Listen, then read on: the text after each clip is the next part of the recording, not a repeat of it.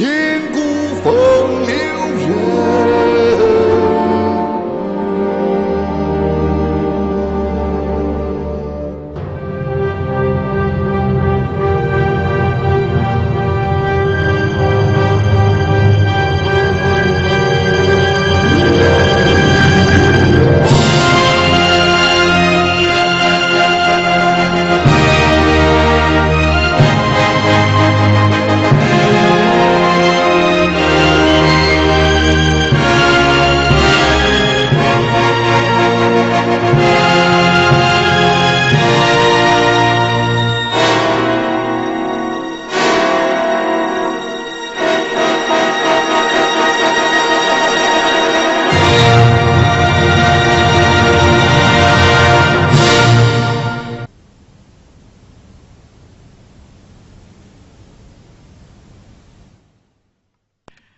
ហាន់ឈីការប្រឡងប្រចាំឆ្នាំជិតមកដល់ហើយមន្ត្រីទទួលខុសត្រូវការប្រឡងរហូតមកដល់ពេលនេះនៅមិនទាន់មានបញ្ជីយកមកថ្វាយយើងទេក្រាបទូលព្រះអង្គមន្ត្រីទទួលខុសត្រូវការប្រឡងលើកនេះទូលបង្គំគិតហើយគិតទៀតរវាងឪយ៉ាងសៀវនិងវាងគួយទាំងពីរនាក់នេះមិនដឹងថាដកមួយណាទុកមួយណាទេដូច្នេះទូលបង្គំមិនហ៊ានធ្វើការសម្រេចចិត្តឡើយពីរនាក់នេះពិតជាធ្វើឲ្យលោកពិបាកសម្រេចចិត្តខ្លាំងណាស់វាងគួយជាមន្ត្រីធំគ្រប់គ្រងការប្រឡងយូរឆ្នាំមកហើយឪយ៉ាងសៀវមានឋានៈជាមន្ត្រីអ្នកប្រាជ្ញប្រចាំរាជការមន្ត្រីធំទទួលខុសត្រូវការប្រឡងប្រចាំឆ្នាំយើងអនុញ្ញាតឲ្យឪយ៉ាងសៀវត្រួតពិនិត្យការប្រឡងទទួលព្រះរាជបញ្ជាមន្ត្រីយើងជ្រើសរើសមនុស្សមានទេពកោសល្យឪយ៉ាងសៀវយើងសង្ឃឹមថារបៀបរបបអ្នកចេះដឹងនឹងមានការផ្លាស់ប្ដូរទទួលព្រះរាជបញ្ជាទទួលព្រះរាជបញ្ជាបិទសវនាការសូមថ្វាយព្រះពរព្រះអង្គមានប្រជញ្ញយឺនយូរ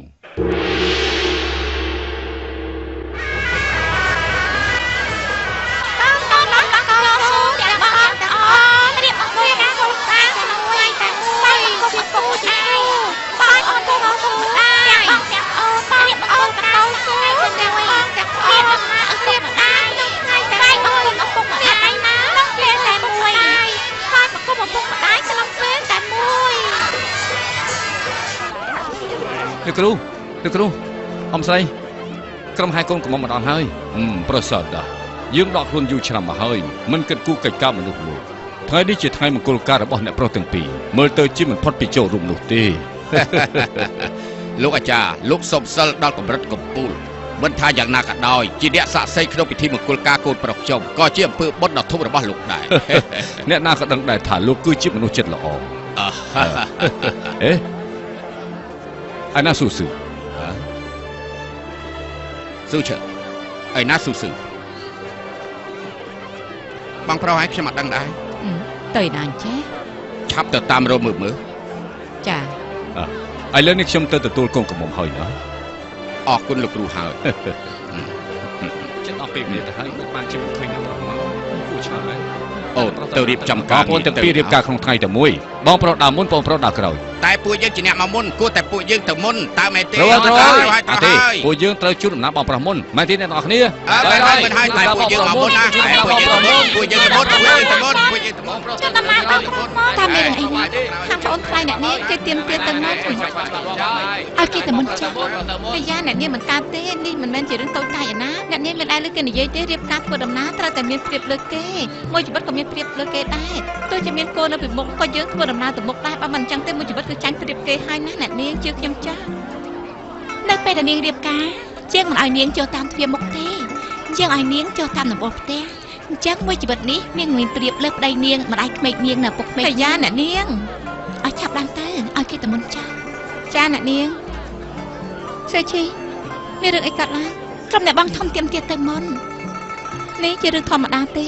អ្នកនាងមិនកាត់ទេពួកយើងធ្វើដំណើរមកពីឆ្ងាយក្រោកពីព្រលឹមព្រោះតែចង់ទៅមុនគេឲ្យគាត់ទៅមុនយ៉ាងម៉េចថ្ងៃក្រោយអ្នកនាងពិបាកធ្វើណាកុំផ្ដេសផ្ដាសខ្ញុំតែងតែលើកគេនិយាយថាអ្នកបងជាមនុស្សចេះដឹងជ្រៅជ្រះចេះតែងកំណាត់ហើយរៀនក៏មិនងាយភ្លេចជាកូនស្រីគ្រួសារធំមានចរិតត្រឹមត្រូវថ្ងៃក្រោយមានរឿងអីទៅធ្វើបាបខ្ញុំនោះឲ្យពួកគាត់ទៅមុនចាស់ណាចាពួកយើងធ្វើដំណើរទាំងព្រលឹមធ្វើដំណើរ50យោជពួកយើងត្រូវតែទៅមុនមានរឿងអីត្រូវឲ្យបងប្រុសទៅមុនបងប្រុសនោះមិនសមទេតែពេលណាយ៉ាងណាមិនសមទេបានណាកំឡូឡា តែនាងថាឲ្យពួកគាត់តមុនចាស់ចាំអីទៀតអ្នកទាំងអស់គ្នាអត់ដឹងពីចរិតរបស់អ្នកនាងយើងទេអីតមុនទៅត្រឹមត្រូវណាស់ពួកយើងចេញដំណើរចាប់ផ្ដើមទៅអ្នកនាងថាឲ្យបងស្រីខាងនោះទៅមុនបាត់កើតទេពួកយើងទៅមុនហេតុអីបានจะឲ្យពួកគេទៅមុនឈឺលេខដៃអ្នកនេះធំអាយ៉ាចប់ផ្ដាច់តាជាខ្ញុំឯទេពេលដែលអ្នកនេះរៀបការខ្ញុំនឹងផ្លប់តែមិនចេះទេអ្នកទាំងអស់គ្នាតមុនចាស់អត់ទេខាត់លបងទៅមុនចាស់តមុនចាស់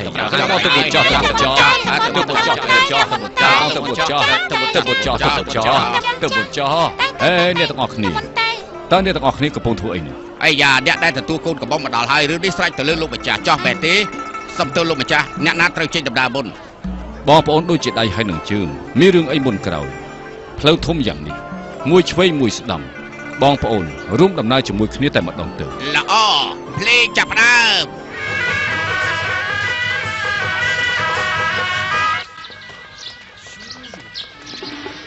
លោកម្ចាស់ខ្ញុំតាមរកអ្នកប្រុសមិនឃើញទេទៅចោះលោកម្ចាស់អត់ឃើញអ្នកប្រុសទេលោកម្ចាស់ឃើញទេកូនកំមុំក៏ជិតមកដល់តែស៊ូស៊ឺមិនដឹងថាទៅណាបាត់គេនឹងសើចគ្រួសារស៊ូយ៉ាងណាឆៅគូឯងឆាប់ទៅបន្ទប់សិក្សាមើលបាទខ្ញុំទៅព្រាម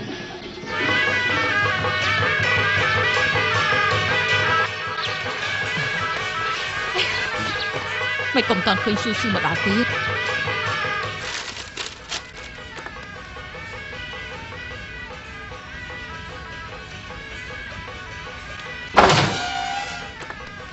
ស៊ូ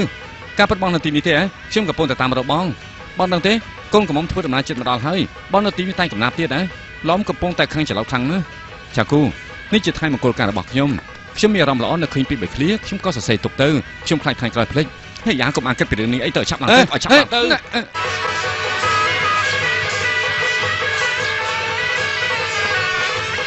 ពិធីមង្គលការចាប់ផ្ដើមហើយមានទាំងរទេះសេះនិងក្រែស្នៃមកដល់មុខផ្ទះសូមជូនអាំងប៉ាវឲ្យបានច្រើនរកមិនបាននឹងរៀងរាល់ដំណើរណាប្រឹងបាត់ហើយនៅចុះមក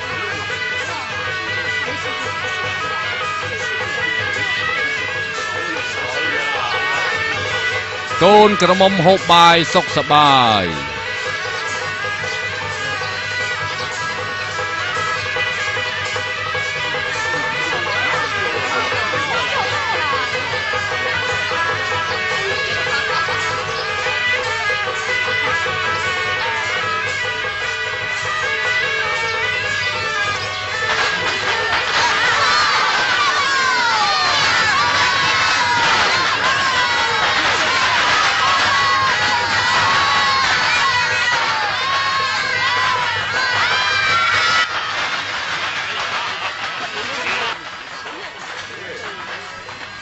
បង្គំលើកទី1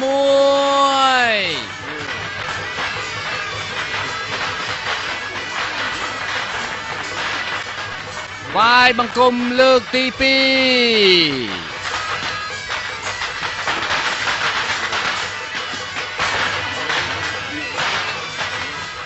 ប្តីប្រពន្ធគ្រប់គ្នាទៅវិញទៅមក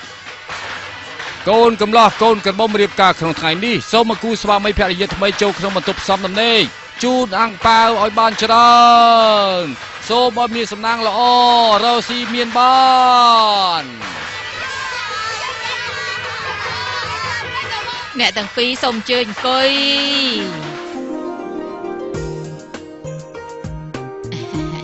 បាទចំណៃបាទទៅកើតសូមឲ្យមានសំណាងល្អគ្រប់ពេលបាទទៅខាងលិចសូមឲ្យទេពធីតាជួយថែរក្សាបាទទៅខាងត្បូងសូមឲ្យស្រឡាញ់គ្នាដោយរីករាយបាទទៅខាងជើងរាត្រីមង្គលការពិតជាអស្ចារ្យខ្លាំងណាស់បាទទៅលើក្រែសូមឲ្យអ្នកទាំងពីរខ្លាចទៅជាលលោកញីឈ្មោះដែលទេពធីតាឋានលើមកកំដរបាទទៅខាងក្រោមសូមឲ្យមានកូនប្រុសឲ្យបានឆាប់បាទទៅខាងមុខសូមឲ្យអ្នកទាំងពីរយប់នេះសប្បាយដូចជាទេវតាឋានលើបាទទៅខាងក្រោយប្តីប្រពន្ធស្រឡាញ់គ្នាលុកគ្រាអើវសាទម្លាក់មកចោ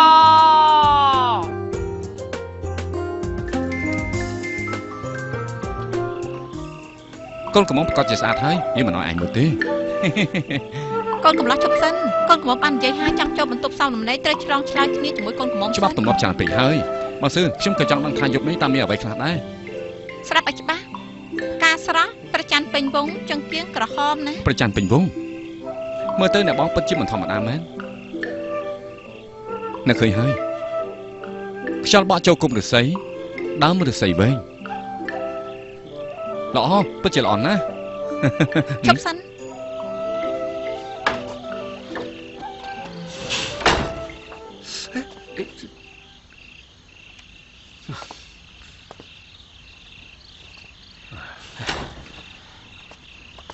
អត់មែនហើយអេកុំប្រញាប់នៅមានមួយឃ្លាទៀតហ៎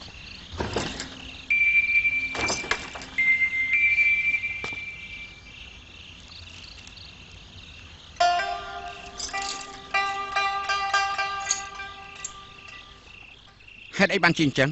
អ្នកនាងនិយាយថាបើបាក់សោនេះរួចញ៉ាប្រងអាចចូលទៅបាននេះបើសិនជាបាំងមិនរួច มันអាចចូលបន្ទប់ដំណេកបានទេប្រពន្ធខ្ញុំចង់សាកល្បងនឹងខ្ញុំ អ្នកនាងដូចជាធ្វើបាននៅប្រុសពេកហើយជើងចង់ដឹងថាគាត់ពូកែយ៉ាងណានិយាយឃ្លាទី3ទៅ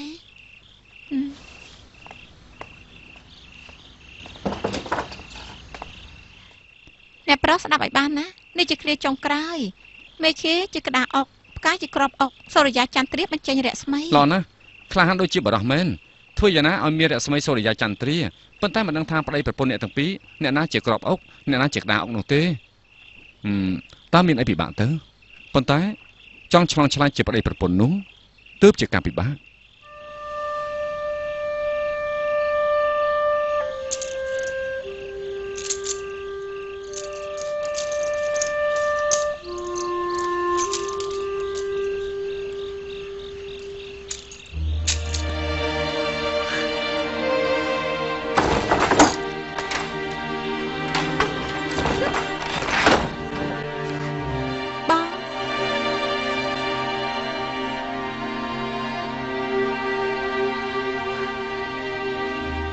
មានរឿងអីកូនក្រមុំបាក់កន្សែងក្រហមចេញនៃខ្លួនឯងហើយយ៉ាអ្នកតាពីរដូចជាកំពុងតវាយគ្នាមិនមែនជាប្តីប្រពន្ធទេវាយគ្នាត្រូវហើយគឺវាយគ្នារន្ទះគឺជាសញ្ញាផ្គរគឺជាទង់រន្ទះនិងផ្គរជួបគ្នារន្ទះបានន័យថាច្បាំងផ្គរបានន័យថាទង់ផ្គរហើយនឹងរន្ទះជួបគ្នាពិតជាត្រឹមត្រូវណាស់អ្នកប្រន់ចូលមកអេអាចចូលមកធ្វើអីខ្ញុំសុំមើលតែបន្តិចទេសុំមើលតែបន្តិចសុំមើលតែបន្តិចចេញទៅវិញទៅ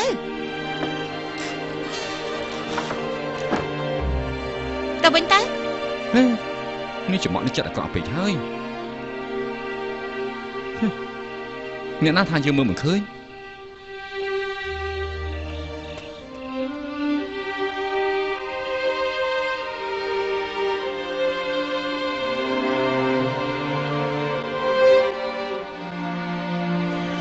អេបងប្រុសពួកយើងទៅខាងនោះមើល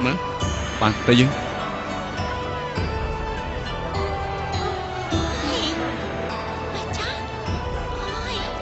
បច្ចេកស្អាតទីនេះស្អាតណាស់ណាអូបច្ចេករៀបចំបានល្អមែនហើយស្អាតណាស់ពិតជាស្អាតណាស់អេអ្នកនាងមើលនោះជាពាក្យបង្កប់មែនទេទីនេះស្អាតណាស់លាក់មិនចិត្តទេអូយ៉ាងដឹងហើយគឺផ្កាលើជញ្ជាំងអ្នកនាងពិតជាមានការយល់ដឹងជ្រៅជ្រះណាស់សៀវយ៉ាឯពូកែសរសើរខ្ញុំណាអ្នកនាងចេះតែថាហើយអ្នកណាក៏ដឹងថាអ្នកនាងពូកែដែរពូកែស្អីទៅមិនចេះខ្មាស់គេទេអ្នកនាងមើលខាងនោះចង់បានឱកាសល្អត្រូវតែមានមនុស្សឆ្លងឆ្លើយពីរបស់មឹងជើឱកាសមកដល់ទៀមទានៅភូមិសាស្ត្រល្អត្រូវការមនុស្សស្ដាប់បងប្រុសចម្លើយគឺអ្វីទៅគឺពីរមែនហើយគឺពីរមនុស្សពីរនាក់អេបានន័យថាសមមេឃ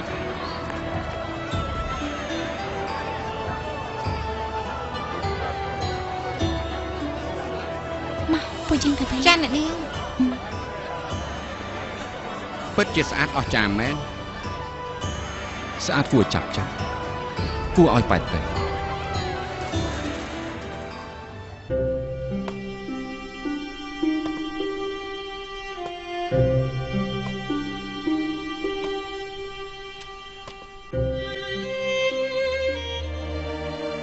នៅលើភ្នំមានពពកមួយដុំ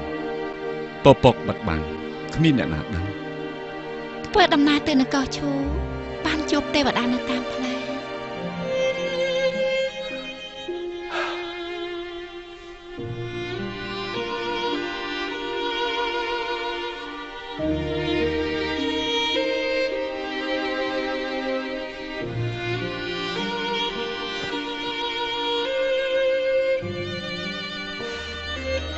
ហេតុអីបានជាបងសំឡឹងមើលយ៉ាងនេះគេនិយាយថាលើផ្ទះមើលភ្នំលើភ្នំមើលតកមុខចង្គៀងមើលប្រច័ណ្ឌនៅលើទូកមើលថ្ងៃលិចនៅក្រោមប្រច័ណ្ឌមើលស្អីស្អាតមិននឹកស្មានថាក្រោមពន្លឺចង្គៀងមើលភ័ក្រកូនក្រមុំមានទស្សនវិជ្ជាបែបនេះសោះសម្រាប់មនុស្សឆាប់ចាស់ផ្កាក៏ឆាប់នៅរស់រយដែរតើបងយល់យ៉ាងម៉េចដែរជីទូកជាមួយគ្នាគឺនិស័យ10ជាតិមុនសាងបាន100ជាតិទើបខ្លាចជាប្តីប្រពន្ធអ្វីទាំងនេះមិនមែនសាច់ទៅលើចិត្តចង់បានទេមានស្អីស្អាតម្ល៉េះសម្រស់ស្អាតលើគេពេលដែលបានជួបសុំស្នេហ៍ឲ្យស្មោះវ៉ាងហ្វូអូនពិតជាធ្វើឲ្យបងមើលមិនចេះធុញទ្រាន់ទេបងសរសើរខ្ញុំពេកហើយវ៉ាងហ្វូបងមានរឿងមួយដូចជាមិនយល់ទេបងជាមនុស្សឆ្លាតមានរឿងអីថាមិនយល់លោកឪពុកក្មេកមកផ្ទះរបស់បងលើកទី1គាត់ជិះសត្វលាបញ្ច្រាស់ហើយបានជាលោកឪពុកក្មេកគាត់ចូលចិត្តជិះលាបញ្ច្រាស់យ៉ាងនេះសំឡឹងទៅក្រោយដើម្បីរំលឹករឿងដែលធ្លាប់កើតឡើងនោះគឺជារឿងពិតអស្ចារ្យពិតជាអស្ចារ្យមែនអញ្ចឹងសត្វលានោះមិនមែនជាសត្វលាធម្មតាទេវាគឺជាកំពូលសត្វលាហើយពុកខ្ញុំមកផ្ទះបងដើម្បីចាប់ពាក្យជាមួយបងសត្វលានោះដើរមកដោយខ្លួនឯងមិនចាំបាច់វាយទេបើអញ្ចឹងពួកយើងគួរតែកត់ត្រាស្នាដៃរបស់សត្វលាផងខ្ញុំនៅទីនេះឆាគូឯងក្រែមាញ់មិញនេះឯងនៅខាងក្រៅហ៎មិនបានជានៅទីនេះខ្ញុំដឹងថាបងលក្ខណៈមិនរួចចំណែកបងក៏តាមរកខ្ញុំមិនឃើញដែរ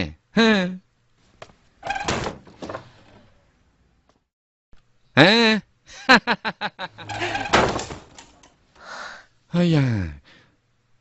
សំណាងល្អដែលពួកយើងនិយាយពីសត្វលាបើសិនជាធ្វើអ្វីផ្សេងនោះគេប្រកាសជាហើយខ្ញុំភ័យសឹងលុបលឹងហើយអូនអង្គុយចុះទៅអីយ៉ាអូសម្លាញ់គេឡើងមកទៀតហើយអ្នកប្រុសទី2សូមជួយទៅជួបឪពុកម្ដាយអ្នកមីងពួកយើងតែឥឡូវនេះហើយចា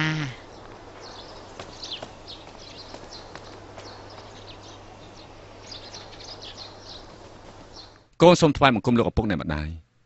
សូមថ្វាយបង្គំលោកអាចារ្យអាហ្វូអាអ៊ីងឪពុកពួកឯងមានការចង់និយាយជាមួយបងប្អូនគេទាំងពីរនាក់ពួកឯងមកតាមជាងមកចា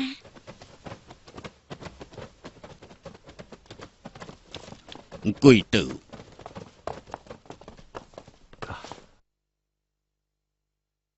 រាជការចិត្តដល់ពេលប្រកាសប្រឡងពុកនឹងនាំពួកឯងទៅប្រឡងនៅរាជធានីពួកឯងទៅវិញរៀបចំឲ្យហើយទៅស្អែកចេញដំណើរពុកកូនខ្លាចខ្លួនឯងរៀនមិនបានជ្រៅជ្រះធ្វើឲ្យពុកអស់សង្ឃឹមកូនសូមរៀន3ឆ្នាំតទៅមុខទៀតយ៉ាងម៉េចដែរ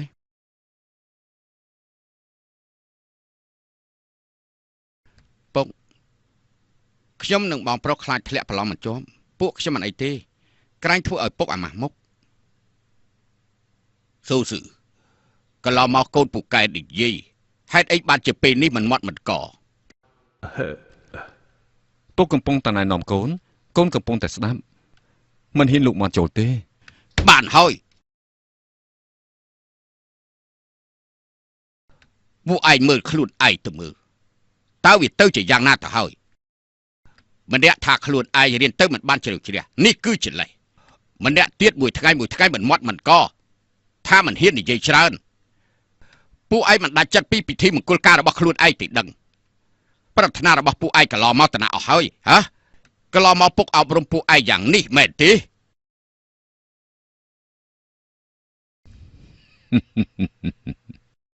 លោកគ្រូអ៊ូកូនខ្ញុំទាំងពីរនាក់នេះពិតជាធ្វើឲ្យអាម៉ាស់មុខណាស់មួយជីវិតរបស់ខ្ញុំនេះចង់តែបំរើជាតិតែមិននឹកស្មានថាការប្រឡំមិនដែលជាប់ឥឡូវនេះមានសង្ឃឹមតែលើកូនទាំងពីរតែមិននឹកស្មានសោះ គេទាំងពីរអ្នកធ្វើអីក៏មិនកើតហើយពិតជាគួរឲ្យអាម៉ាស់លោកណាស់សូមលោកជួយណែនាំដល់ពួកគេផងរឿងនេះខ្ញុំមិនតរវល់ទេថ្ងៃស្អែកខ្ញុំធ្វើដំណើរទៅកន្លែងផ្សេងទៀតហើយនេះ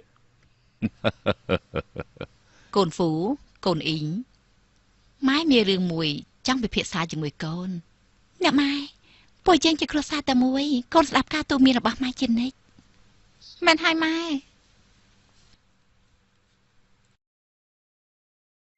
អាកូនពីរអ្នកនេះពិតជាគួរឲ្យយើងខឹងហើយមើលទៅយើងអស់លទ្ធភាពហើយជាពិសេសគឺស៊ូស៊ឺចារិតគេរឹងរូសជាងយើងទៅទៀតអូនមើលទៅមានតែអូនទេជាអ្នកចេញមុខលោកម្ចាស់បើសិនជានិយាយពីការបញ្យលមានមនុស្សពូកែជាងពួកយើងទៅទៀតអូនបានន័យថា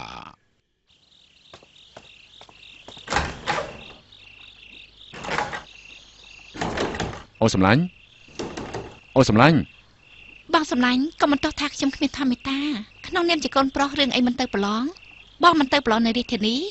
ក៏កុំយកក្នុងបន្ទប់ខ្ញុំចរិតរបស់ខ្ញុំបងប្រហែលជាបានដឹងយូរហើយអូនសម្លាញ់ពួកយើងទើបតែរៀបការបាន2ថ្ងៃមានរឿងអីអូននៅម្នាក់ឯងនោះទោះជាអូនចង់ឲ្យបងទៅប្រឡងក៏មិនចាំបាច់ធ្វើអញ្ចឹងដែរបងសម្លាញ់ខ្ញុំត្រូវការសម្រាកបងទៅសម្រាកទៅអូនសម្លាញ់ហេតុអីបានជាអូនដឹងថាបងមិនចង់ទៅប្រឡងអូនសម្លាញ់តើហេតុអីទៅបងថ្មីបាត់ថាខ្ញុំជាមនុស្សស្រីតែខ្ញុំដឹងខុសដឹងត្រូវបងទ្រាំមួយថ្ងៃសិនទៅស្អែកតាំងទៅប្រឡងសិនទៅណាអូនសម្លាញ់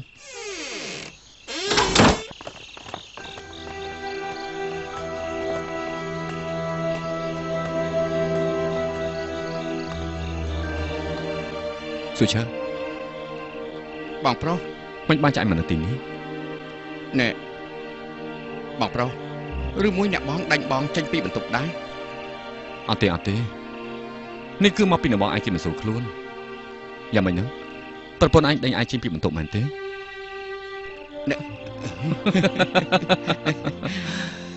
បងប្រុសនេះមកពីពុកពូកែឬមួយម៉ែពូកែជាងពុកមានការយល់ដឹងជ្រៅជ្រះម៉ែមានមជ្ឈបាយស៊ូស៊ឺស៊ូឈីទៅជួបពុកម្ដាយរបស់ពួកឯងទៅបាទលោកគ្រូទទួលបញ្ជាសូមថ្វាយបង្គំពុកម៉ែអង្គុយចុះទៅស៊ូសើស៊ូឆើតើពួកឯងយល់ទេហេតុអីបានជាពុកពួកឯងចង់ឲ្យពួកឯងទៅប្រឡងបើសិនជាដោយការពីមុនពី3ឆ្នាំក្រោយទៀតនោះក៏មិនអីដែរប៉ុន្តែម្ដងនេះមិនដូចមុនទេការប្រឡងប្រចាំឆ្នាំលើកនេះគឺព្រះមហាក្សត្រជាអ្នកប្រទានឋានៈឲ្យទៅលោកម្ចាស់អើយ៉ាងសៀវត្រួតពិនិត្យតាមដែលពុកឯងយល់ថានោះបានន័យថាកែប្រែវិធីសិក្សារបស់មន្ត្រីព្រមទាំងជ្រើសរើសអ្នកដែលមានប្រយោជន៍សម្រាប់រាជការនេះហើយជាសំណាងល្អសម្រាប់អ្នករៀនសូត្រនៅមហាសង្ឃបើយើងមិនក្តាប់ឱកាសនេះឲ្យបានថ្ងៃក្រោយកម្រិតវប្បធម៌នឹងធ្លាក់ចុះអ្នកទាំងអស់គ្នាក៏ដូចជាឪពុកឯងត្រូវមន្ត្រីចាស់បដិសេធចោលដល់ពេលនោះចង់បំរើជាតិក៏មិនកើតដែរម៉ែឈប់និយាយទៀតទៅកូនដឹងហើយស្អែកឡើងកូនរួមដំណើរជាមួយពុកហើយនឹងបងប្រុសដើម្បីទៅប្រឡងស៊ូស៊ឺកូនយល់យ៉ាងម៉េចដែរហេតុអីបានជាកូននៅស្ងៀមណាម៉ែលោកពុកការពិតកូនក៏ដឹងដែរនេះគឺជាទឹកចិត្តរបស់ពុកដើម្បីកុំឲ្យរាជការរកលេសបដិសេធនឹងពួកយើងដូច្នេះក្រោយពីរៀបការឲ្យពួកយើងទៅប្រឡងដើម្បីអនាគតរបស់បងប្អូនយើងទាំងពីរនាក់កូនមានរឿងអីមិនយល់ពីទឹកចិត្តរបស់ពុកនោះហើយមានរឿងអីមិនគុណដល់ឪពុកម្ដាយខ្លួនឯងនោះប៉ុន្តែកូនមិននឹកស្មានសោះនៅក្រៅពីដែលរៀបការហើយនៅក្នុងចិត្តកូនសត្វតែមានការបារម្ភដែលកន្លងមកមិនដែលមានម្យ៉ាងទៀតនៅឃើញដល់នាងទើបតែរៀបការបានមួយថ្ងៃក៏នៅម្នាក់ឯងកូនមិនអាចចិត្តទេដូច្នេះក៏មានការរារែងកូនពិតជាអត់បានការដែលធ្វើឲ្យពុកខឹងយ៉ាងនេះស៊ូស៊ឺអ្វីមិនមែនល្អទាំងពីរតែសូមឲ្យគប់បីក្នុងចិត្តថ្ងៃណាមួយកូនប្រកាសជាយល់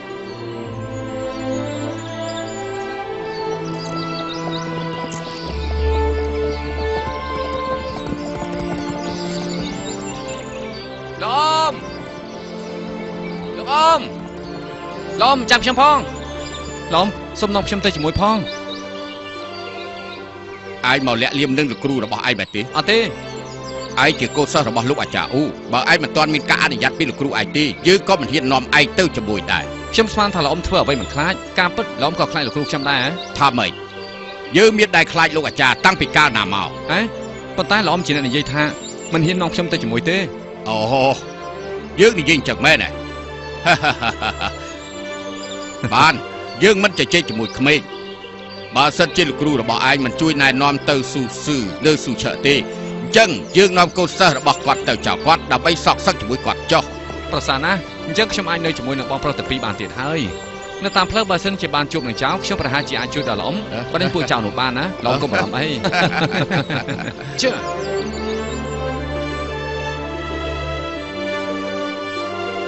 ហាមិនអត់និយាយគ្នាត្រូវតែគោរពវិន័យ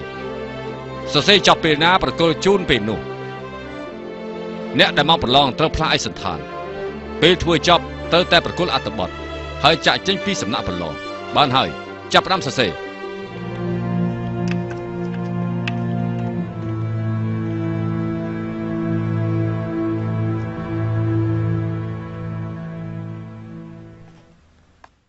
សរសេរឆាប់ទៅ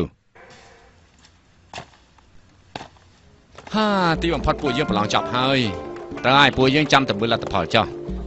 តាមការរៀនសូត្ររបស់យើង10ឆ្នាំទោះជាឪយ៉ាងស៊ីវធ្វើជាមេប្រយោគក៏មិនអាចធ្វើអ្វីពួកយើងបានដែរហ៎ លបងលីវគឺជាអ្នកនាំមុខក្នុងពេលប្រឡងលើកនេះ ប៉ុន្តែឪយ៉ាងស៊ីវជាអ្នកទទួលខុសត្រូវការប្រឡងពួកយើងមិនអាចប្រហែសបានទេយល់ហើយនៅលបងលីវបន្តិចទៀតនេះពួកយើងទៅណាវិញពួកយើងរងចាំយូរហើយណាឱកាសផឹកស្រាមានស្រីកំដរគឺជារឿងដែលគួរឲ្យសប្បាយដូច្នេះពួកយើងទៅពេលនេះតែម្ដងទៅសូមជឿបងទាំងអស់គ្នាមើលទៅអ្នកទាំងអស់គ្នាប្រឡងបានល្អណាស់អត់ទេមិនស្មើនឹងលបងទេ បងស៊ូស៊ឺធ្លាប់ឮថាបងមានទេពកោសល្យល្អមើលទៅអត្ថបទឲ្យបងសរសេរអំបញ្ញមិញនោះប្រកាសជាល្អ ខ្ញុំធ្វើយ៉ាងម៉េចអាចប្រៀបជាមួយនឹងរបស់បានទៅ ហេតុអីបានជាបងមើលស្រាលខ្លួនឯងយ៉ាងនេះចំណែកបងស៊ូឆើវិញមើលទៅក៏មិនអន់ជាងបងដែរសំទោសតាមពិតខ្ញុំគ្មានអីអស្ចារ្យទេអ្នករៀនសូត្រក្រីក្រទាំងនេះគួរតែយើងទៅសើចចំអកពួកគេឲ្យអស់ចិត្តសិនអ្នកទាំងអស់គ្នាឥឡូវនេះយើងទៅរៀបចំពិធីជប់លៀងនៅស៊ីឈឺយើងចង់ដឹងថាសោះដូចជាពួកឯងនេះចង់តាណាវិញហ្នឹងហើយពិតជាមិនធម្មតាចំណាយប្រាក់ធូបយ៉ាងនេះសមជាកូនអ្នកមានដឹងតែពីស៊ីផឹកដើរលេងមិនមែនជាកូនសិស្សក្រីក្រដូចជាពួកយើងអាចប្រៀបបានអាចស៊ីផឹកដោយសារតែឪពុកម្ដាយនោះទេឯងប្រមាថពួកយើងយ៉ាងនេះផងអ្វីដែលយើងធ្វើតំណាងឲ្យសំណាក់សិក្សាយើងរាប់អានមិត្តភ័ក្តិទៅតាមការយល់ដឹងកុំធ្វើដូចជាប្រជារាស្ត្រតូចតាចនាំតែប៉ះពាល់ដល់កិត្តិយសរបស់អ្នកសិក្សាទាំងឡាយទេកិត្តិយសយើងលើថានៅក្នុងសំណាក់សិក្សាមិនដែលរៀនសូត្រទេដឹងតែពីរឿងស៊ីផឹកបង្ករឿងសូម្បីតែហូបបាយក៏ទាមទារកន្លែងល្អឲ្យស័ក្តិសមនឹងឋានៈដែរចិនជាគូកុំស្មានថាឪយ៉ាងស៊ីវថ្ងៃនេះជាមន្ត្រីគ្រប់គ្រងការប្រឡងឯងមានសង្ឃឹមជាប់ឲ្យសោះបើតាមយើងយល់ឯងប្រឡងម្ដងណាក៏ធ្លាក់ដែរបើសិនជាមិនចូលក្នុងសំណាក់សិក្សាឆ្នាំនេះប្រហែលជាប្រឡងមិនជាប់ទៀតអីលោកបងលីវមើលទៅឆ្នាំនេះផ្លាកយីហោសំណាក់សិក្សាប្រហែលជាប្រើលេងកើតហើយលោកបងលីវពេលនេះប្រហែលជាមានការស្ដាយក្រោយការនោះទៅរកគ្រូខុសបំណងស្ដាយណាស់ប្រឡងរួចហើយចង់ប្រឹងក៏អត់ប្រយោជន៍ដែរអ្នកណាអាចជួយបាននោះគឺវាជ្រុលពេលបាត់ទៅហើយសំណាក់សិក្សារបស់យើងមានការរៀនសូត្រជ្រៅជ្រះមិនមែនកង្កែបក្នុងដងដូចជាពួកឯងទេម្យ៉ាងទៀតឪយ៉ាងសៀវតូចតាចមិននឹងអាចព្រោះសំណាក់សិក្សាដែលមានគ្រឹះរាប់រយឆ្នាំបានន័យថាពងមន់ជុលនឹងដុំថ្មគួរឲ្យអស់សំណើចប្រាស់មែនកម្រិតនៃការយល់ដឹងទូលំទូលាយណាស់មិនមែនឲ្យឯងប្រមាថតាមចិត្តនោះទេចិនជាគូកុំស្មានថាឯងគឺជាសិស្សរបស់ឪយ៉ាងសៀវអស់ចាសោះណាបើគ្រាន់បើឯងបញ្ចេញថ្មីដៃមកពួកយើងប្រជែកយកឈ្នះចាញ់ចាំមើលថាឪយ៉ាងសៀវពូកែឬមួយក៏សំណាក់សិក្សារបស់យើងខ្លាំងជាងយ៉ាងម៉េចដែរអូតើពួកយើងប្រកួតយ៉ាងណាទៅនៅសល់ពៀនជាមានហាងមួយឈ្មោះពៀនហើទីនោះជាកន្លែងឆ្លងឆ្លៃកំណាប់បើសិនជាឆ្លងបេដំណាក់កាលបានមិនត្រឹមតែហូបបាយមិនគិតថ្លៃទេមានសេះសាតកំដៅទៀតថ្ងៃនេះពួកយើងទៅពីអ្នកបច្ចេកយកឈ្នះចាញ់តើហ៊ានឬក៏មិនហ៊ានរឿងអីមិនហ៊ានយើងមានរឿងអីខ្លាចចាញ់នោះសូមអញ្ជើញល្អណាស់ទៅយើងទៅអត់ទៅទៀតគូទៅនឹងចាញ់ឈ្នះទេបងប្រុសកុំភ្លេចពីអ្វីដែលពុកបានផ្ដាំមកយើងអញ្ចឹងក៏បានពួកយើងទៅវិហារសិង្ហគាត់ទៅ បញ្ជូនកណ្ដាលប្រឡងនេះទៅបានឆាប់កុំឲ្យមានការថោះធ្វេអីសោះទៅចុះ បងប្រុសថ្ងៃនេះអត្ថបទនិយាយពីភារកិច្ចខុសឬត្រូវទទួលនៅផលអ្វីខ្លះបងសរសេរយ៉ាងម៉េចហ្នឹង ពុកបាននិយាយហើយពេលដែលពួកយើងទៅវិញចំណងអត្ថបទនេះឲ្យគាត់មើលដល់ពេលនោះឯងគង់តែដឹងទេហេខ្ញុំរងចាំបងតែពីយូរហើយមិនក៏ទៅតែចេញមកទៅយើងណែបងសឿថ្ងៃនេះបងតែពីប្រឡងចប់ហើយពួកយើងគួរតំណគ្នាទៅហូបអីឲ្យឆ្ងាញ់ម្ដងទៅហូបបួសនៅក្នុងវិហាររាល់ថ្ងៃអញ្ចឹងកាពះរបស់ខ្ញុំខឹងខ្លាំងណាស់មិនកាត់ទេពុកកំពុងតែរងចាំពួកយើងទៅវិហារស៊ីបពួកយើងចិត្តទៅផលទាំងបាត់បាននៅក្នុងកាពីទេតម្លៃ10កាក់ត្រូវការតិចទេសឹកជឿតើកំពីនេះលក់បានតម្លៃយ៉ាងម៉េចដែរជម្រាបតាមត្រង់តិចចោះប្រហែលថ្ងៃមុនគឺលក់មិនគ្រប់គ្រាន់ទេ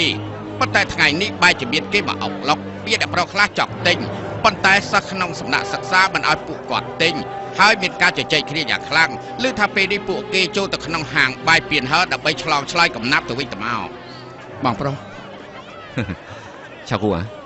នៅទីនេះមានហាងស្រាមួយឈ្មោះពៀនហឺមានការឆ្លងឆ្លើយកំណាប់បើពួកយើងឆ្លងឆ្លើយត្រូវគឺហូបចុកមិនគិតថ្លៃទេចំពោះរឿងកំណាប់ខ្ញុំចេះតែមើលមិនចេះឆ្លើយទេថ្ងៃនេះខ្ញុំជាអ្នកទទួលការហូបចុកតោះពួកយើងនាំគ្នាទៅផឹកស្រា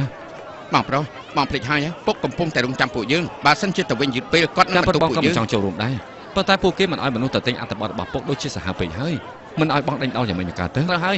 ទីមួយពួកយើងអាចសួរឲ្យបានច្បាស់ហើយមួយទៀតគឺអាចផឹកស្រាបានទៀតផងទៅយើងតោះ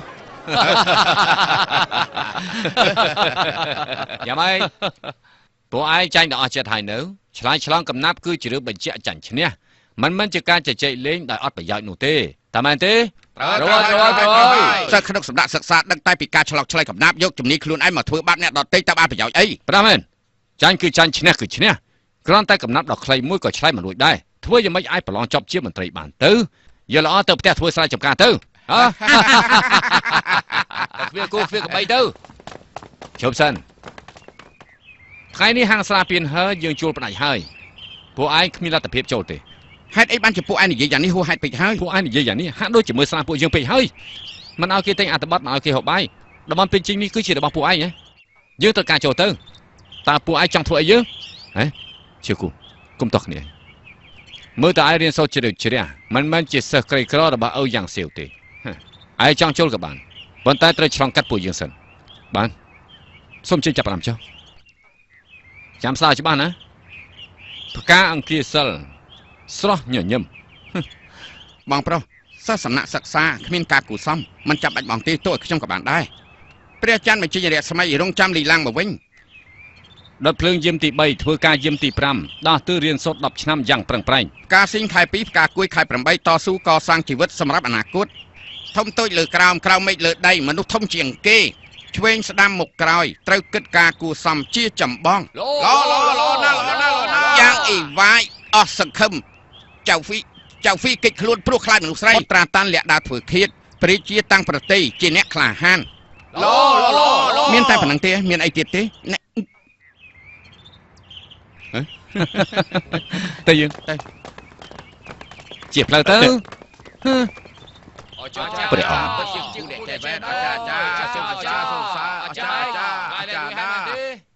ទៅយ៉ាបែរទៅយូរហើយទេបែរទេ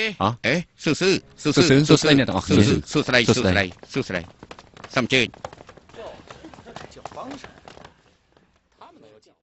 តាមមើលកំណាប់នេះពិតជាពិបាកឆ្លៃមែនមិនមែនធម្មតាទេអ្នករវល់ពិតជាអស្ចារ្យមែនស្ដាប់ឲ្យច្បាស់សូមជួបផ្ទះឆាំងម៉ងហូបចុកគ្រួសារធានតែមិនមែនស្បៀងគ្រួសារធានបាក់សៃទុំលើដើមទូជៀនប៉ុន្តែបាក់សៃនោះមិនមែនបាក់សៃទូជៀននោះទេល្អនៅខាងត្បូងមានដើមឈើហៅទូជៀនហើយក៏មានបាក់សៃហៅទូជៀនដែរតែបាក់សៃទូជៀនមិនមែនទុំលើដើមទូជៀនលបងនេះយ៉ាងម៉េចដែរយ៉ាងម៉េចដែរគ្រាន់បើចាំស្ដាប់តទៅទៀតអាយុ10ឆ្នាំគឺជាកុមារទេពអាយុ20ឆ្នាំជាអ្នកប្រាជ្ញអាយុ50ឆ្នាំជាគ្រូពេទ្យដ៏ល្បីអាយុ60ឆ្នាំខ្លាយជាទេវតាទុកថាជាកម្ពូលមនុស្សដ៏អស្ចារ្យហើយយ៉ាងកំណាប់មួយជ្រៅណាត្រូវឲ្យពិតជាមានន័យជ្រៅមែនន័យជ្រៅពិបាកឆ្លើយមែនទេណាមែនត្រូវហើយនេះគឺជាតួលេខ1និយាយពីឆាកជីវិតរបស់មនុស្សយើងបាននិយាយហើយរៀនគ្មានរបៀបរៀនគ្មានដឹងអីទីនេះទាមទារនៅការឆ្លងឆ្លើយកំណាប់បើឆ្លើយមិនរួចទេបានន័យថាការរៀនសូត្រមិនបានការហើយបើឆ្លើយមិនរួចទេមានន័យថាមិនគប្បីចំពោះកំណាប់ទាំងនេះមិនត្រឹមតែមិនគប្បីចំពោះកំណាប់ទាំងនេះហើយមិនគប្បីនឹងជីដូនជីតាទៀតផង មានអីពិបាកទៅដើមឆ្នាំជាកូនឈើចុងឆ្នាំខ្លាយជាដើមឈើឆ្នាំក្រោយមានផ្កាបន្ទាប់មកមានផ្លែនេះហៅថាដើមស៊ូតាន់ល្អណាស់ល្អ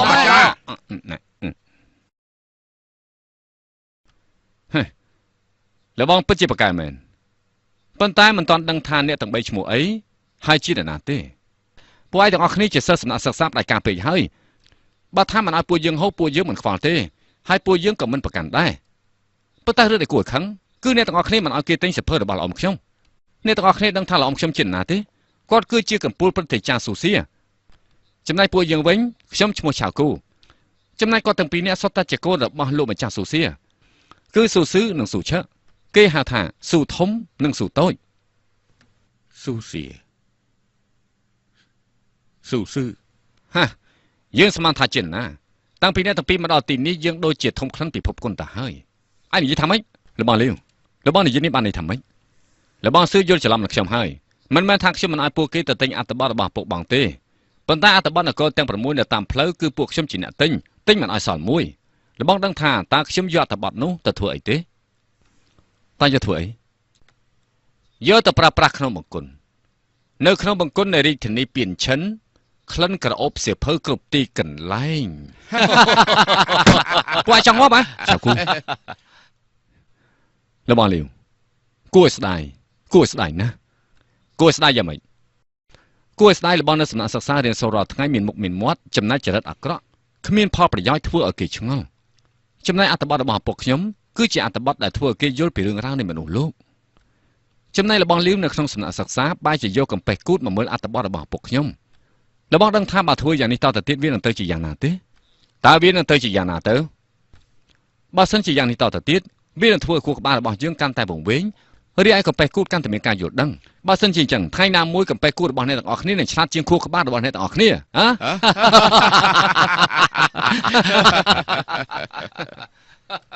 ហុយឯងការពិតតែងកំណាប់មិនមែនជារឿងអាក្រក់ទេ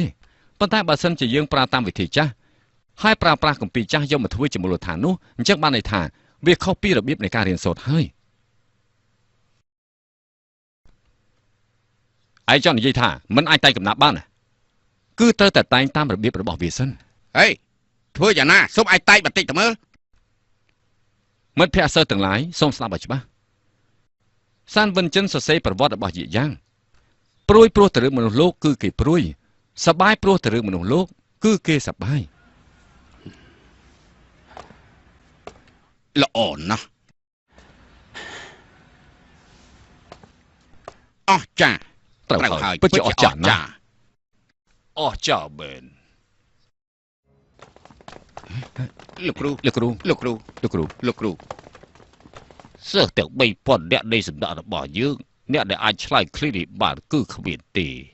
ប៉ុន្តែលោកសួរថាសម្ដេចសិក្សារបស់យើងយ៉ាងម៉េចខ្ញុំយល់ថាមិនត្រឹមត្រូវទេឆ្នាំទៅផ្សាររាត្រីព្យួរចង្គៀងគោមគ្រប់ទីកន្លែងច័ន្ទកំពុងតែរះមនុស្សណាត់ជួបព្រមគ្នាក្នុងថ្ងៃនេះចង្គៀងគោមនៅដដែលតែមនុស្សឆ្នាំទៅមិនឃើញមកក្រៅពីនេះគឺនៅដដែល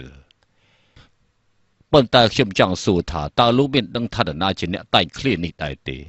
ប្រកាសជាកំពូលអ្នកប្រាជ្ញប្រចាំរាជការគឺលោកគ្រូឪយ៉ាងសៀវលោកបញ្ជាឪយ៉ាងតាំងចិត្តលោកបំបត្តិទម្លាប់អាក្រក់នៃសំណាក់សិក្សាខ្ញុំចង់សួរលោកថាឃ្លារបស់លោកឪយ៉ាងនោះចង់និយាយពីរឿងអ្វីនិយាយពីរឿងមនុស្សលោកឬការរស់នៅឬមួយក៏រឿងទេសភាពតែខ្ញុំយល់ថាទ្រឹស្ដីរបស់លោកឪយ៉ាងមិនស្មើនឹងសំណាក់សិក្សាយើងនោះទេត្រូវអ្វីដែលលោកគ្រូនិយាយនេះខ្ញុំមិនអាចកភាពទេលោកឪយ៉ាងធ្លាប់បាននិយាយថាមើលអត្ថបទសរសេរអត្ថបទរៀនសូត្រតាំងពីតូចដល់ធំអត្ថបទរបស់លោកគ្រូឪយ៉ាងមានរឿងអីថាជាអត្ថបទអាក្រក់ទៅវិញនោះប្រកាសជាមិនធ្លាប់អានអត្ថបទរបស់លោកគ្រូឪយ៉ាងខ្ញុំយល់ថាបើសិនជាប្រៀបធៀបជាមួយនឹងអត្ថបទរបស់លោកម្ចាស់ឪយ៉ាងអត្ថបទដែលចេញពីសំណាក់សិក្សាគឺជាអត្ថបទធម្មតាអ្វីដែលគេសរសេរគ្រាន់តែចង់ដូរបាយហូបតែប៉ុណ្ណោះគ្មានន័យអ្វីតតែសោះហើយបើសិនជាមិនធ្វើការកែសម្រួលទេតើវានឹងទៅជាយ៉ាងណាស្អីទៅជារឿងអត់ន័យស្អីទៅជារឿងគ្មានផលប្រយោជន៍នោះបើសិនជាថាអ្វីដែលសំណាក់សិក្សារៀនសូត្រនោះមិនល្អអញ្ចឹងរៀនសូត្រតាមលោកឪយ៉ាងប្រកាសជាមានផលប្រយោជន៍ហើយមែនទេអត្ថបទរបស់ឪយ៉ាងសៀវធ្វើឲ្យទឹកដីមហាសង្ឃយើងសុខសាន្តទេបើតាមយើងយល់អ្នកដែលរៀនសូត្រអត្ថបទរបស់លោកឪយ៉ាងសុទ្ធតែជាមនុស្សកិច្ចវេះពីការពិតជាស្ដែង គេសរសេរនេះសរសេរនោះដើម្បីជាឈ្នន់ឡើងបុណ្យស័ក្តិរបស់គេតែប៉ុណ្ណោះទេនៅក្នុងលោកនេះមនុស្សបែបណាក៏មានអ្នកដែលធ្វើបាបគេឯងគឺត្រូវតែមាននេះមិនមែនជាកំហុសរបស់សំណាក់សិក្សាទេលោកម្ចាស់នៅពេលជាយូរហើយលោកម្ចាស់មិនដឹងថាបកពួកប្រឆាំងគ្នាយ៉ាងណាអត់ដឹងថាប្រជារាស្ត្រលំបាកយ៉ាងណាទេបើសិនជាមិនកែសម្រួលការសិក្សានោះទុកថាជាបកពួកប្រឆាំងគ្នានៅតាមផ្លូវដែលខ្ញុំធ្វើដំណើរមកទីនេះខ្ញុំបានជួបកិច្ចការជាច្រើនដែលធ្វើឲ្យខ្ញុំមានការភ្ញាក់ផ្អើលបើសិនជាលោកមើលមិនឃើញទេមហាសង្ឃថ្ងៃណាមួយប្រកាសជាទុនខ្សោយបើសិនជាមិនកែប្រែទេនឹងមានគ្រោះថ្នាក់បើសិនជាចង់កែប្រែយើងត្រូវកែប្រែពីកម្រិតបព្វធម៌ទៅបើសិនជាមិនធ្វើការកែប្រែទេមន្ត្រីរាជការដែលបណ្ដុះបណ្ដាលចេញពីសំណាក់សិក្សាមកប្រកាសជាធ្វើខូចការមហាសង្ឃបើសិនជាកងទ័ពខ្លាំងរាជការខ្លាំងនោះគឺជារឿងផ្សេងយើងសួរឯងទៅមើលឬនេះគឺសាច់ទៅលើឯងកែប្រែការសិក្សាតាមចិត្តបែបទេឬមួយក៏ចង់ឲ្យយើងកែប្រែទៅតាមអត្ថបទរបស់ពួកឯងបែបទេលោកគ្រូរឿងនេះគឺសាច់ទៅលើឆន្ទៈរបស់មនុស្សមិនមែនលោកគ្រូហើយក៏មិនមែនខ្ញុំដែរគឺឆន្ទៈរបស់មនុស្សជាអ្នកសម្រេចឆន្ទៈមនុស្សគឺជាអ្វីដែលគេចង់បានអត្ថបទរបស់ពួកខ្ញុំលោករាល់ថ្ងៃគឺធ្វើឲ្យប្រជារាស្ត្រមានការយល់ដឹងពីសភាពការប៉ុន្តែអ្វីដែលលោកបង្រៀនធ្វើឲ្យប្រជារាស្ត្រយល់ពីអ្វីខ្លះថ្លោមធំមនុស្សទាំងឡាយគេគាំទ្រព្រះមហាក្សត្រហើយនិយាយនេះបានន័យថាប្រមាថព្រះមហាក្សត្រហើយលោកនិយាយមិនឆ្នះខ្ញុំបានជាចោលខ្ញុំយ៉ាងនេះទោះជាព្រះអង្គគង់នៅទីនេះក៏ខ្ញុំនៅតែនិយាយដែរសំណាក់សិក្សាប្រើវិធីចាស់កម្រិតពេកហើយចូលក្នុងសំណាក់សិក្សារបស់លោកដូចជាចូលក្នុងភ្នោបើសិនជាចូលក្នុងភ្នោធ្វើយ៉ាងម៉េចអាចបម្រើជាតិបានទៅអីលោកគ្រូស៊ូឯងប្រេះប្រាស់ពេកហើយមែនហើយឯងចង់ធ្វើជួយជាអត់ទេទីនេះគឺជាកន្លែងតែកំណាប់ឆ្លងឆ្លើយអ្នកទាំងអស់គ្នាចង់ប្រើអំណាចខ្លួនឯងមកប្រើវិធីផ្ដាច់ការមែនទេមិននឹកស្មានថាអ្នកទាំងអស់គ្នាធ្វើយ៉ាងនេះសោះគឺស៊ូគេខ្វះការគួរសមមុនធ្វើឲ្យលោកគ្រូយើងខឹងយ៉ាងនេះគេថាកូនសិស្សយ៉ាងម៉េចលោកគ្រូអញ្ចឹងអ្នកទាំងអស់គ្នាទេជាអ្នកប្រមាថដល់ឪពុករបស់គេមុនគឺខ្វះការគួរសមមុនកុំនិយាយច្រើនស៊ូធ្វើឲ្យលោកគ្រូយើងខឹងរហូតដល់សន្លប់បើសិនជាមិនសុំទោសទេយ៉ាងម៉េចហ៎បាត់ទ្វារទៅបាត់ទ្វារពួកឯងចង់វាយគ្នាបើចង់វាយគ្នាមករកយើងមកចូលបោកយើងចាំឲ្យទៀតចូលទៅបើដល់វានឹងខ្លួនម្ដងទៅ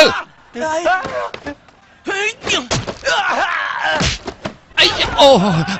ពួកឯងនេះរៀនក៏រៀនមិនកើតវាយគ្នាក៏វាយមិនកើតតកលីវយ៉ាងម៉េចចង់សាក់បន្តិចទេស៊ូឯងចាំតែមើលលទ្ធផលនៃការប្រឡងទៅយើងរងចាំជានិច្ចទៅវិញយើងទៅ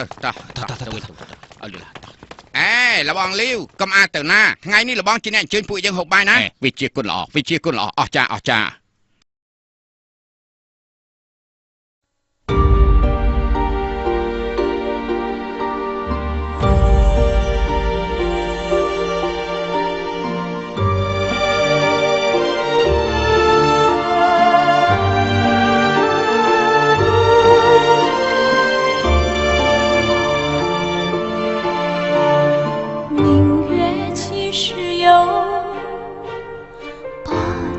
问青天，不知天上宫阙，今夕是何年？我欲乘风归去，又恐琼楼玉，高处不胜寒，起舞弄清影，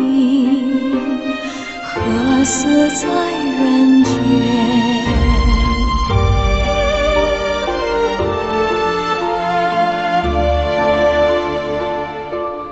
转朱阁，定栖湖，照无眠。不应有恨，何时长相别？是缘。人有悲欢离合，月有阴晴圆缺。此事古难全，但愿人长久，千里共婵娟。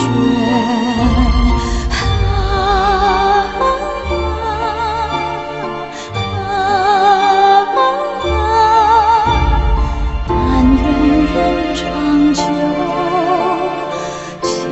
里共婵娟。